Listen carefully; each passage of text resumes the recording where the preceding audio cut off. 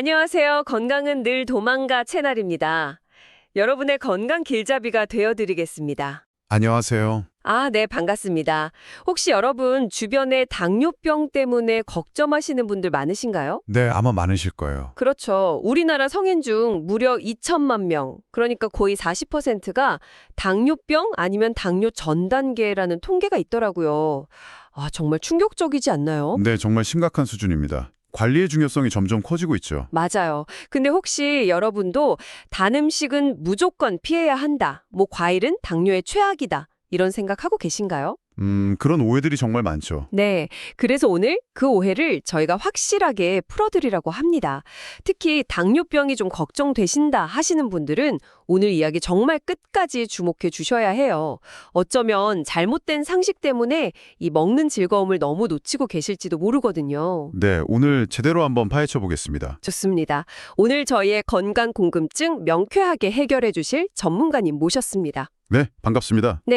본격적인 이야기 시작하기 전에요. 저희 채널 구독과 알림 설정 이거 꼭 눌러주시면 최신 건강 정보를 가장 먼저 받아보실 수 있습니다.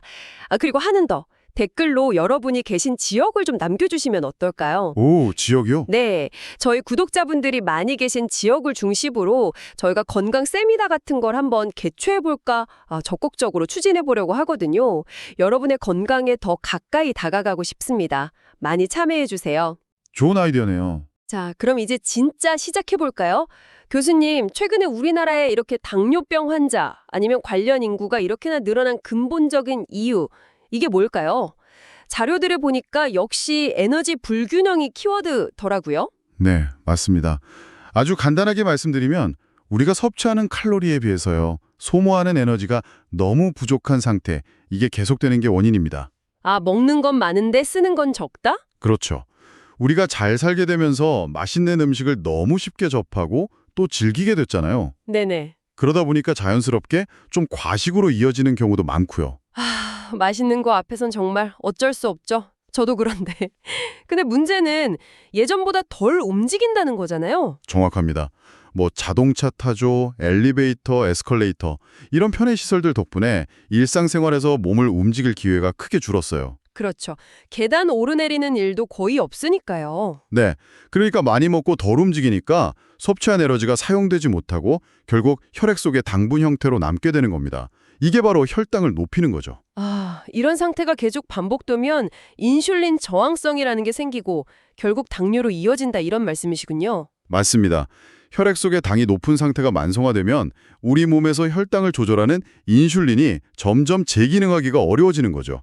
이걸 인슐린 저항성이라고 부릅니다. 작년 기준으로 관련 인구가 2천만 명이라는 숫자가 정말 이 현상의 심각성을 딱 보여주는 것 같아요. 네, 그렇습니다.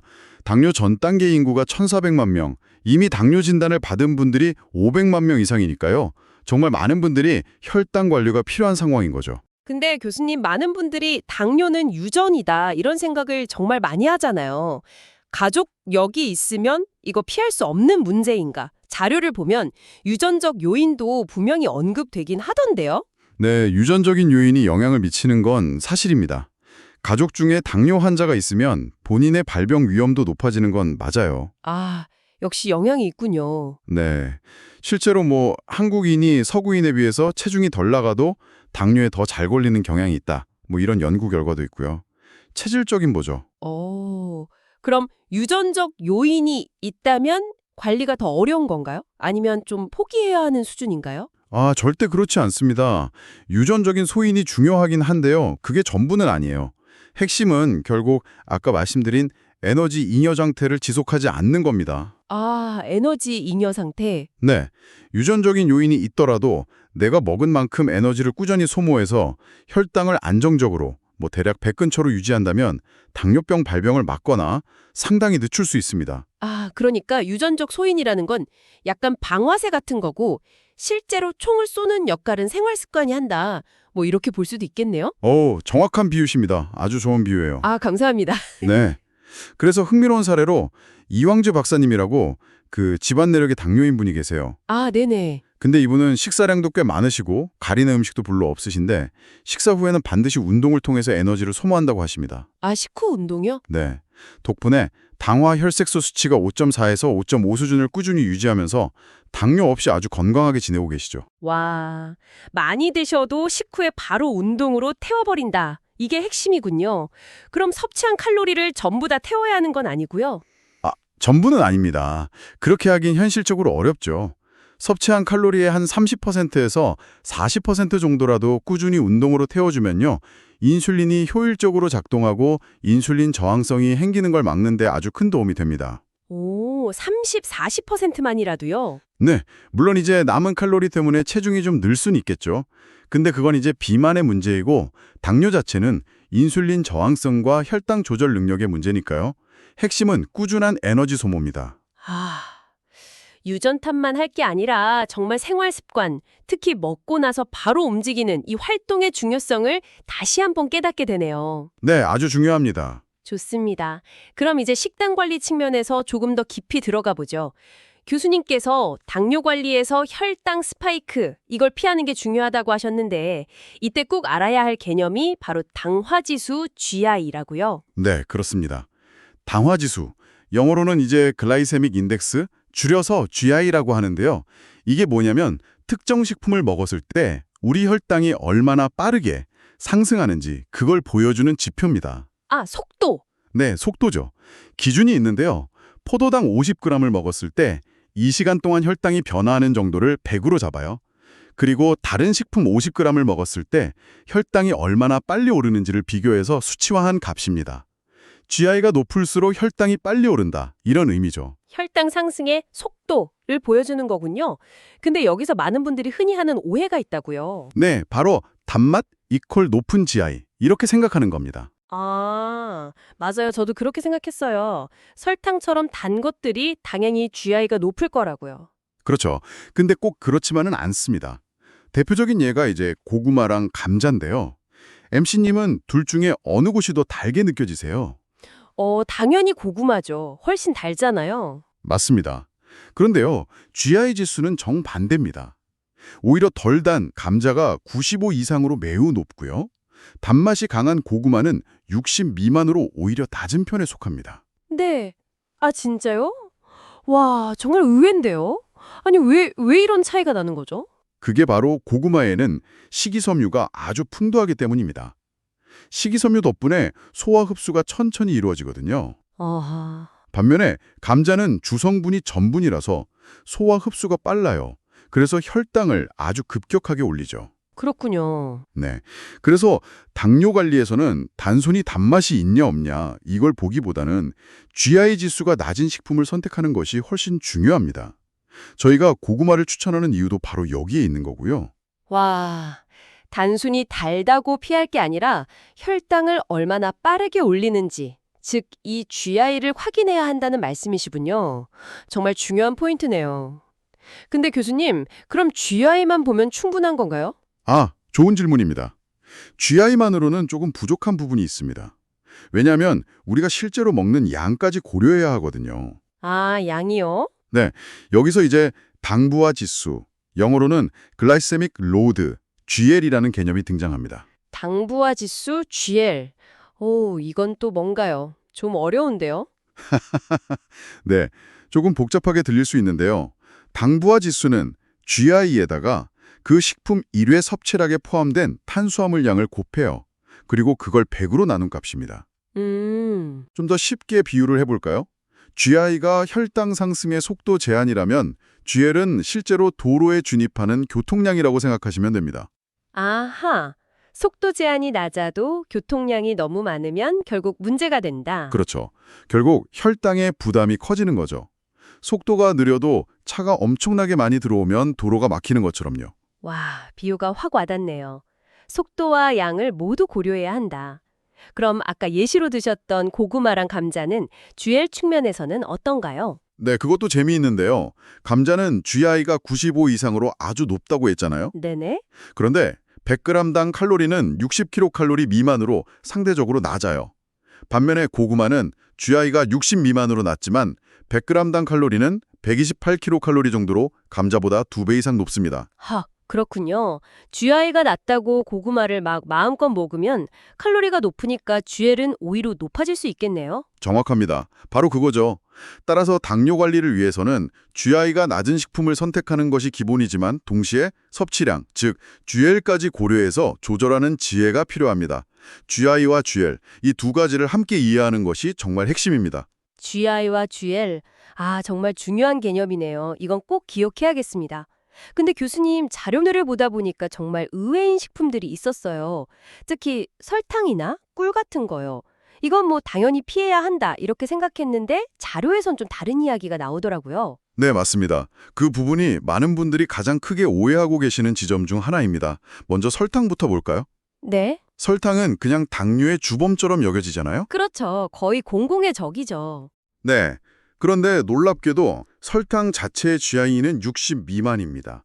앞서 말씀드린 고구마와 비슷한 수준이에요. 네. 설탕 GI가 고구마랑 비슷하다고요? 와, 이건 정말 충격적인데요. 아니, 어떻게 그럴 수가 있죠? 설탕은 화학적으로 보면 포도당과 과당이라는 두 가지 단당류가 1대1로 결합된 이당류입니다. 네. 근데 포도당의 GI는 100으로 기준점이잖아요. 하지만 과당의 GI는 19로 매우 낮습니다. 과당이 엄청 낮군요. 네. 그래서 이 둘의 평균값인 설탕의 GI는 대략 59.5 정도로 계산되는 거죠. 와, 과당의 낮은 GI 때문에 설탕 전체의 GI가 생각보다 낮아지는 거군요. 이건 정말 새로운 사실인데요. 그렇죠. 물론 그렇다고 해서 설탕을 막 마음껏 드셔도 된다는 뜻은 절대 아닙니다. 칼로리도 높고 영양가는 없으니까요. 하지만 설탕 자체가 다른 고탄수화물 식품보다 무조건 혈당을 더 빠르게 올리는 것은 아니라는 사실, 이 정도는 알아두실 필요가 있습니다. 네네, 오해는 바로 잡아야죠. 그럼 꿀은 어떤가요? 꿀도 비슷하게 봐야 할까요? 꿀은 일종의 천연 설탕이라고 볼 수 있습니다. 기본적인 당 구조는 설탕과 유사해요.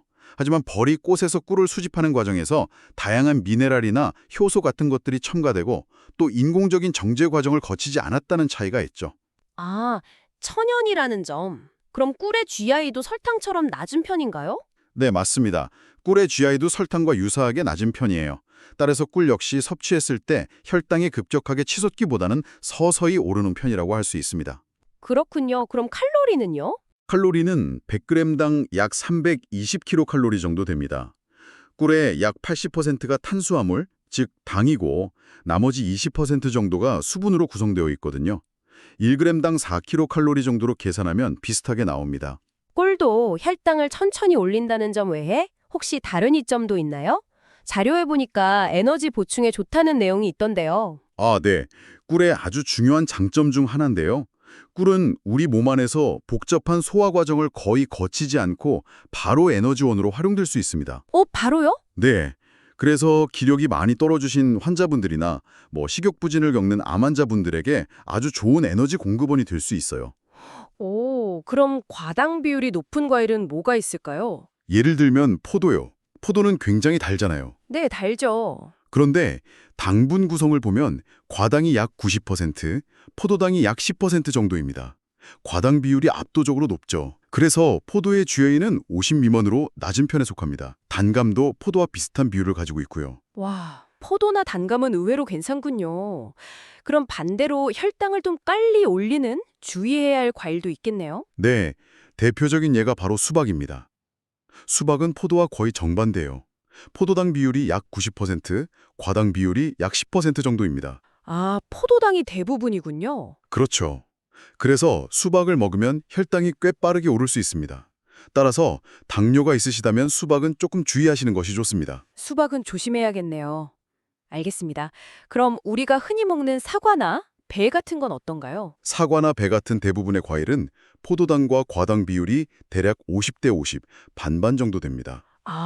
반반이요. 네, 따라서 이런 과일들은 한 번에 너무 많은 양을 먹는 것은 피하는 것이 좋겠죠. 핵심은 과일 자체를 그냥 무조건 금기시할 것이 아니라 종류별 당 조성 비율, 즉 GI를 보고 또 섭취량, GL까지 고려해서 현명하게 선택하고 즐기는 것입니다. 와, 과일에 대한 막연한 두려움을 버리고 종류와 양을 고려해서 지혜롭게 섭취하는 것이 중요하군요.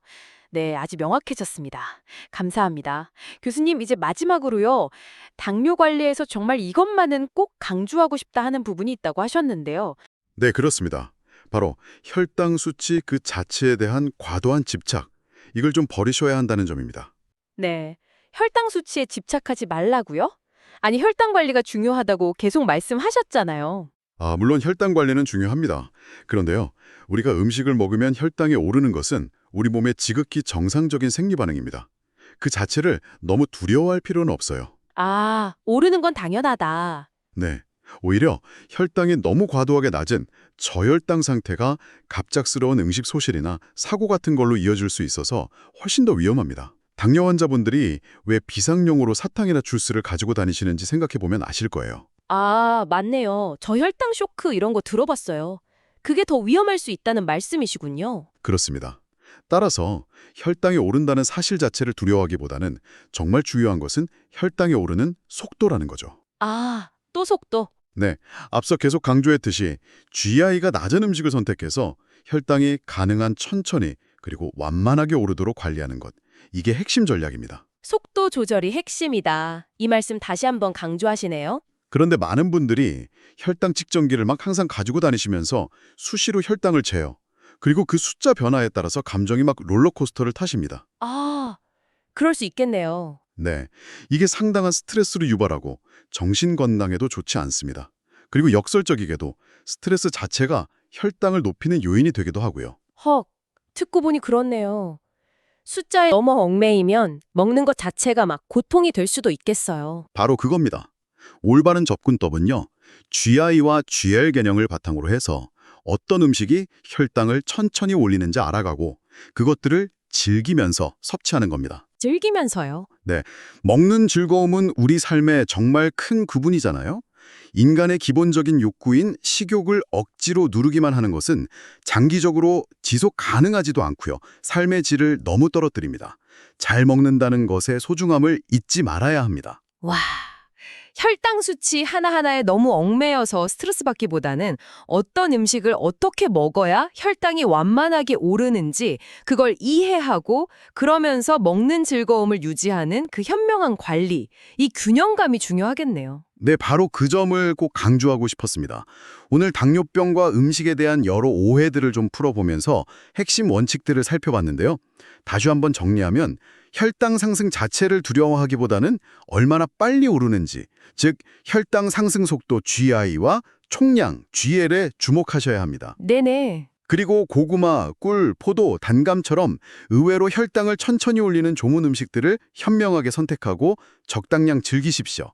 물론 꾸준한 운동으로 에너지를 소모하는 습관을 병행하는 것도 매우 중요하고요.